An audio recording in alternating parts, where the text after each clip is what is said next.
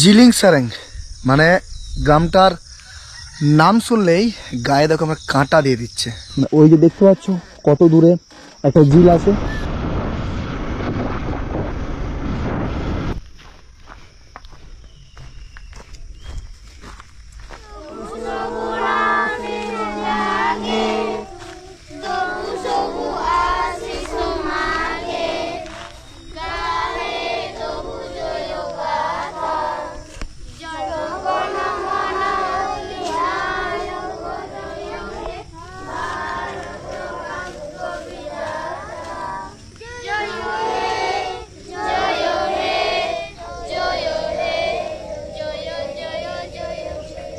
আমরা পড়াশোনা করব, আমরা বড় বড় অফিসার হব, চাকরি করবি, কেউ ইঞ্জিনিয়ার, কেউ ডাক্তার হবি, হবি তো?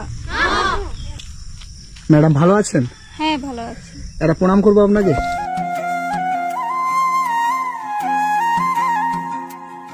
বাচ্চাটি কার? আমার। বাচ্চাটি আপনার? হ্যাঁ। কি নাম? খেরওয়াল মুর্মু। খেরওয়াল? হ্যাঁ, KHWRAL খেরওয়াল মুর্মু। এইগুলি আপনার স্টুডেন্ট? হ্যাঁ। এই জায়গাটার কি নাম? জিলিং সেরেং। জিলিং সেরেং? হ্যাঁ। এটা স্কুল? হ্যাঁ। কে বানিয়েছে? আমরা। আপনারা? হ্যাঁ। এই গ্রামেতে কতগুলো বাড়ি আছে?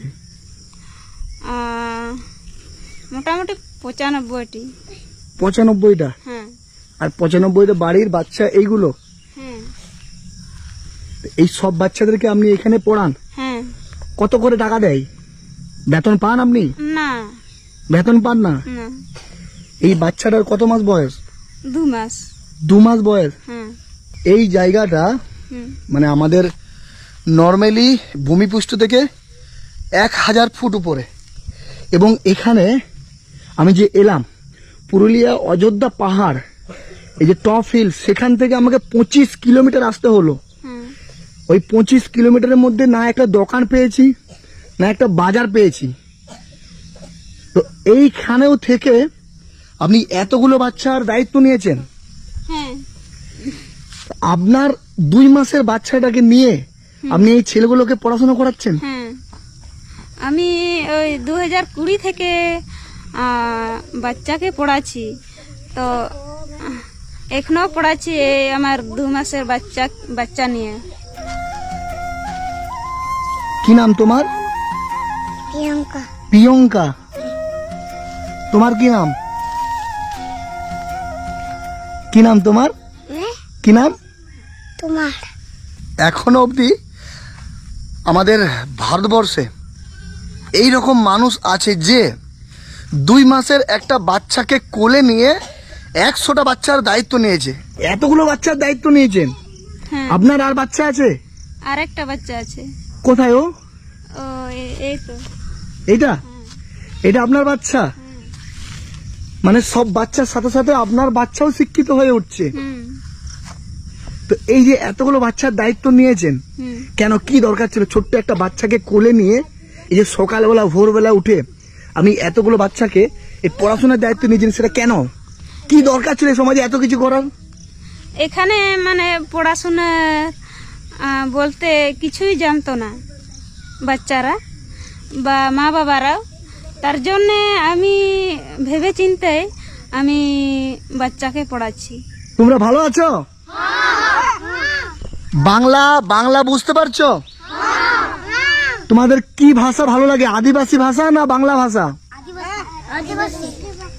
আসলে ইনারা আদিবাসী, এবং যে যে জাতের যে ভাষায় যারা বড় হয়েছে তাদের কাছে সেই ভাষাটাই বড়।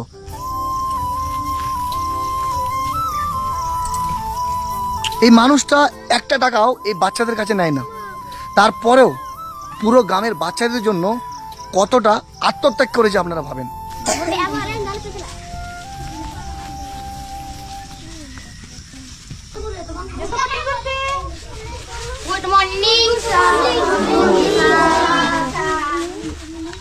Good morning. আচ্ছা বসো, তোমরা সবাই বসো। ম্যাডাম, এই সময় এসে আপনাকে আমি বিরক্ত করছি না তো? না, বিরক্ত না। এ ও বি সি এ ওয়াই। আপনারা ভাবেন যে আজকে প্রকৃত শিক্ষকের দর্শন পেয়ে গেলাম। এটাতে সামান্য কিছু আছে আমার তরফ থেকে, এটা রাখবেন। আমাদের ভারতবর্ষের প্রত্যেকটা মহিলাকে আপনি দেখিয়ে দিলেন যে সকালবেলা উঠে শুধু রিল বানানো আমাদের কাজ নয়, সকালবেলা উঠে রাস্তায় নাচা আমাদের কাজ নয়। একটা মানুষ চাইলে অনেক কিছু পারে, একটা মহিলা চাইলে অনেক কিছু পারে। ম্যাডাম, আপনার বাড়িও তো কাছাকাছি, হ্যাঁ, তো আপনার বাড়িতে কে কে থাকে? আমার স্বামী, আমার দুটো বাচ্চা আর আমার শ্বশুর আছে। তো আপনার স্বামী, আপনার শ্বশুর, এনার আছে, শাশুড়ি নেই? না, তাহলে বাড়ির কাজগুলো কে করে? আমি করি। আপনি করেন? হ্যাঁ। আপনার হাজবেন্ড কি করে? আপনার বর? উনি চাষবাস করে। একটু আপনার হাজবেন্ডের কাছে আমরা যাবো, দিয়ে আবার এখানে আপনার কাছে আসবো। কেউ নিয়ে যেতে পারবে? হ্যাঁ। হ্যাঁ, সঞ্জিত কাকু ঠাই দিন। সঞ্জিত কে আছে? তুমি একটু নিয়ে যাবে? চল।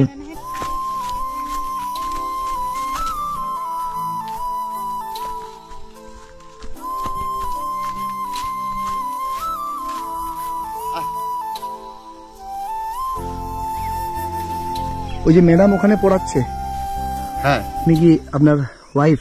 হ্যাঁ হ্যাঁ আমার ভাই। আর এটা কাদের জমিতে হাল দিচ্ছ? এটা আমাদের এই জমিতে। আমাদের তো চাষবাস না করলে নির্ভর করা যায় না। হ্যাঁ, মানে এই মানুষটার জন্যই হয়তো ও এত বড় কাজটা করতে পারছে। আর এই যে গরু দিয়ে নাঙল দিয়া, তো এখানে ট্রাক্টর নেই, মানে মেশিন দিয়ে নাঙল দেওয়া হয় না? আর কোথায় পাবেন এই ব্যবহার জায়গায়? এখানে না সুযোগ সুবিধা আছে না কি আছে, এখানে ট্রাক্টর কোথায় পাবেন? এই লাঙ্গল দিয়ে আমরা চাষবাস করি। ওয়াইফ এখন কোথায় আছে? বউ? ও স্কুলে আছে এখন, আর আমি এই বাড়িতে কাজ সেরে এই লাঙ্গল চালাচ্ছি। তো ওইখান থেকে ক টাকা পাই? বেতন পাই তো? ওইখান থেকে বেতন পায় না, বিনা পয়সাতে? বিনা পয়সাতেই করে। কিছু বলেননি আপনি? আমি বলেছিলাম ওই 2020-তে যখন স্টার্ট করলো, তো সে সময় আমি বলেছিলাম পড়াশোনা ছেলেদেরকে পড়াশোনা করে লাভ কী হবে। তখন উনি আর মানলো না। আর আমিও কলেজ পর্যন্ত পড়েছি, তার জন্য পড়াশোনার দিক কিছু বুঝি। আরেকবার জড়িয়ে ধরবো। মানে আমরা ঈশ্বরের দর্শন করার জন্য আমরা বিভিন্ন জায়গায় যাই, কিন্তু আমাদের বাড়ির পাশেই, আমাদের কাছাকাছি দিয়ে অনেক ঈশ্বর লুকিয়ে আছে। ম্যাডাম, ওই যে ড্রেসগুলো, একই কালারের যে ড্রেসগুলো পরে আছে, দেখি বাবা একটু।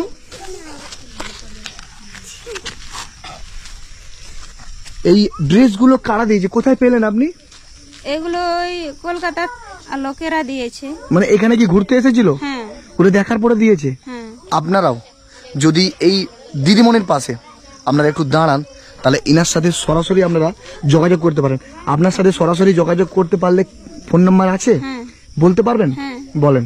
93 82 93 82 39 39 67 67 হ্যাঁ 22। 22। আমরা বেশিরভাগ সময় কি দেখি, যে কোনো একটা মহিলা রাস্তায় যে ডান্স করছে, তার দেখবেন লক্ষ লক্ষ ফলোয়ার্স। কেউ হয়তো দেখবেন শরীর দেখাচ্ছে, তার দেখবেন লক্ষ লক্ষ মিলিয়ন ফলোয়ার্স। কিন্তু ইনার ফেসবুক নেই, ইনি সোশ্যাল মিডিয়ায় থাকে না।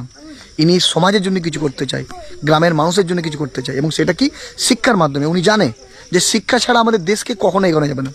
তো আমরা সবাই চাই যে এই ম্যাডামকে যেন ভারতবর্ষের প্রত্যেকটা মানুষ চিনে। আমরা এনার জন্য কিছু করতে পারবো না, কিন্তু এই ভিডিওটা শেয়ারের মাধ্যমে আমরা ভারতবর্ষের প্রত্যেকটা মানুষের কাছে এনার বার্তাটা পৌঁছে দেবো।